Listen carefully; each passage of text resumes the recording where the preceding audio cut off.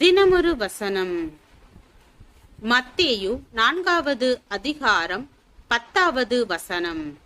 அப்பொழுது இயேசு, அப்பாலே போ சாத்தானே, உன் தேவனாகிய கர்த்தரை பணிந்து கொண்டு அவர் ஒருவருக்கே ஆராதனை செய்வாயாக என்று எழுதி இருக்கிறதே என்றார்.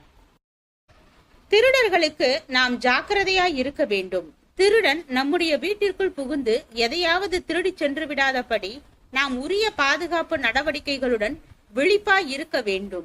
அதே வேளையில் எப்பொழுதும் திருடனையே நினைத்து கொண்டு பதட்டத்துடன் இருக்க தேவையில்லை. அங்கே இங்கே ஒரு சத்தம் வந்ததுமே திருடன் வந்து விட்டானோ என்று அஞ்சி நடுங்க தேவையில்லை. அதுபோல சாத்தான் நம்முடைய வாழ்க்கை என்னும் வீட்டிற்குள் புகுந்து நமக்கு பாதகமாக எதையாவது செய்ய அதிக தீவிரமாய் இருக்கின்றான் என்ற விழிப்புணர்வும் எச்சரிக்கையுணர்வும் நமக்கு தேவை.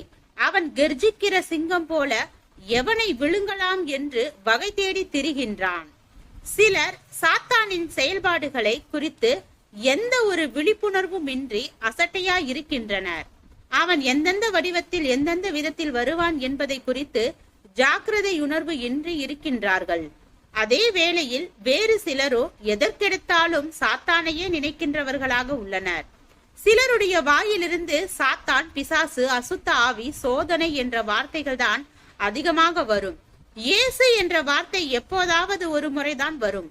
அபிஷேக வல்லமை நிறைந்தவர்களாக எண்ணுகின்ற பலர் கூட சாத்தானின் வல்லமையைத்தான் அதிகமாக அங்கீகரிக்கின்றார்கள். ஏவாளை வஞ்சித்த சாத்தான், தாவீதை பாவம் செய்ய தூண்டின சாத்தான், இயேசுவையே பரீட்சிக்க துணிந்த சாத்தான் நம்முடைய வாழ்க்கையிலும் கேடு விளைவிக்க காத்து கொண்டிருப்பான். ஆனால் தேவ உறவு உடையவர்களின் எல்லைக்குள் சாத்தான் நுழைந்து விட முடியாது. தேவ உறவில் வாழ்கின்றவர்களை சாத்தான் வெல்ல முடியாது. சாத்தான் வல்லமையுள்ளவன். ஆனால் சர்வ வல்லமையுள்ள தேவனுடைய பிரசன்னத்தில் வாழ்ந்திட நாம் கவனமாய் இருந்தால் அவன் நம்மை ஜெயிக்க முடியாது. இயேசுவை பிசாசானவன் சோதிக்க இயன்றதே அன்றி சோதனையில் விழ வைக்க இயலவில்லை. இயேசுவோடு நாம் இருந்தால் பிசாசு அப்பால் தான் இருப்பான்.